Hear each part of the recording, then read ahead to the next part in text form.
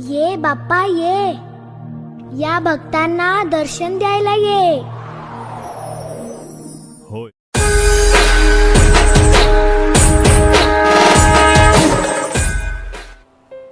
जय स्वामी नारायण। आप सबको गणेश चतुर्थी की हार्दिक शुभकामनाएं। आखिर क्यों मनाया जाता है गणेश चतुर्थी का त्यौहार? किस दिन होगा गणपति स्थापना? गणेश चतुर्थी, इस दिन से गणेश महोत्सव की शुरुआत होती है जो कि 10 दिनों तक चलता है। इस दौरान लोग अपने घरों में गणपति की स्थापना करते हैं और 10वें दिन विसर्जित करते हैं। गणेश चतुर्थी देश भर में बड़ी ही धूमधाम और हर्षोल्लास के साथ मनाया जाता है। इसकी धूम देश के कई कोनों में देखने को मिलती है। इस मौके पर गणपति पंडाल सजाए जाते हैं और लोग अपने घरों में गणपति की स्थापना करते हैं। गणेश महोत्सव 10 दिनों तक चलता है और लोग अपनी सुविधा के अनुसार 1.5 दिन, 3 दिन या 10 दिन के लिए गणपति को ले आते हैं और विधि विधान से उनका पूजन करते हैं। आइए जानते हैं क्यों मनाते हैं गणेश चतुर्थी। गणेश चतुर्थी 2022 तिथि और शुभ मुहूर्त। गणेश चतुर्थी का त्यौहार भाद्रपद मास के शुक्ल पक्ष की चतुर्थी तिथि के दिन मनाया जाता है और इस साल गणेश चतुर्थी का 31 अगस्त 2022 को पड़ रहा है। इस दिन शुभ मुहूर्त दोपहर 3:23 पर शुरू होगा और वह समय गणेश मूर्ति की स्थापना के लिए बेहद ही शुभ है। क्यों मनाते हैं गणेश चतुर्थी का त्यौहार? आइए आपको बताते हैं। गणेश चतुर्थी का त्यौहार पूरे देश में बड़ी धूमधाम से मनाई जाती है। इसके पीछे का कारण यहाँ छिपा हुआ है। पौराणिक कथाओं के अनुसार गणेश चतुर्थी के दिन माता पार्वती के पुत्र गणेश जी का जन्म हुआ था। इसलिए भाद्रपद मास के शुक्ल पक्ष की चतुर्थी के दिन हर साल गणेश चतुर्थी मनाई जाती है। इसके अलावा एक अन्य पौराणिक कथा के अनुसार महर्षि वेद व्यास जी ने भगवान गणेश जी से महाभारत की रचना को लिपिबद्ध करने की प्रार्थना की थी, जिसके बाद गणेश चतुर्थी के दिन ही व्यास जी ने श्लोक बोलना और गणेश जी ने उसे लिपिबद्ध करना शुरू कर दिया। बिना रुके 10 दिन तक लगातार लेखन किया और 10 दिनों में गणेश जी पर धूल मिट्टी की परत चढ़ गई। गणेश जी ने इस परत को साफ करने के लिए 10वें दिन सरस्वती नदी में स्नान किया और इस चतुर्थी थी।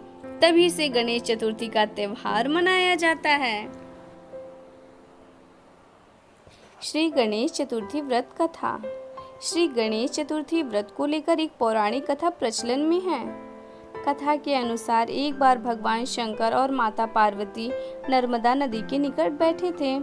वहां देवी पार्वती ने भगवान भोलेनाथ से समय व्यतीत करने के लिए चौपड़ खेलने को कहा। भगवान शंकर चौपड़ खेलने के लिए तैयार हो गए, परंतु इस खेल में हार जीत का फैसला कौन करेगा, इसका प्रश्न उठा। इसके जवाब में भगवान भोलेनाथ ने कुछ तिनके एकत्रित कर उसका पुतला बना दिया। उस पुतले की प्राण प्रतिष्ठा कर दी और पुतले से कहा कि बेटा, हम चौपड़ खेलना चाहते हैं, परंतु हमारी हार जीत का फैसला करने वाला कोई नहीं है, इसलिए तुम बताना कि हम दोनों में से कौन हारा और कौन जीता। यह कहने के बाद चौपड़ का खेल शुरू हो गया।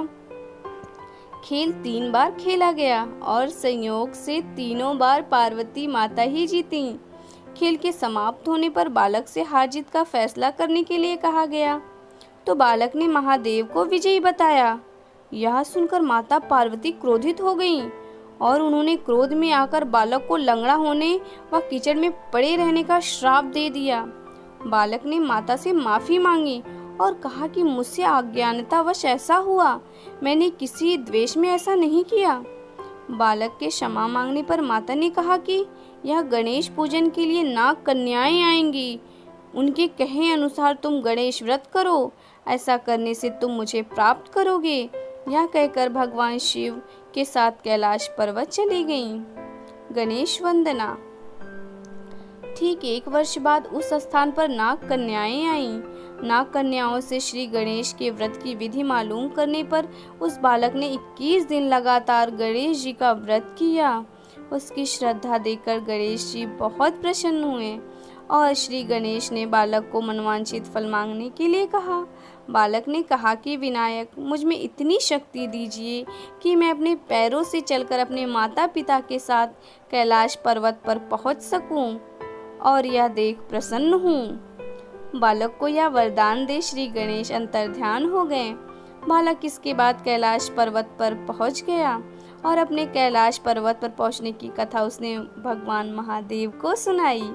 उस दिन से पार्वती जी ने शिव जी से विमुख हो गईं। देवी के रुष्ट होने पर भगवान शंकर ने भी बालक के बताए अनुसार श्री गणेश का व्रत 21 दिनों तक किया। इसके प्रभाव से माता के मन से भगवान भोलेनाथ के लिए जो नाराजगी थी वह समाप्त हो गई। यह व्रत विधि भगवान शंकर ने माता पार्वती को बताई। यह सुन माता पार्वती के मन में भी अपने पुत्र कार्तिकेय से मिलने की इच्छा जागृत हुई।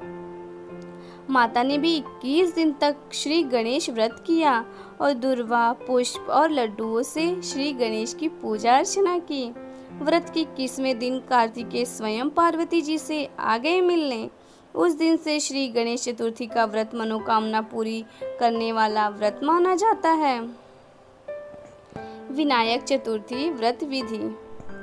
श्री गणेश का जन्म भाद्रपद शुक्ल पक्ष की चतुर्थी के दिन हुआ था, इसलिए इसके जन्म दिवस को व्रत कर श्री गणेश जन्मोत्सव के रूप में मनाया जाता है।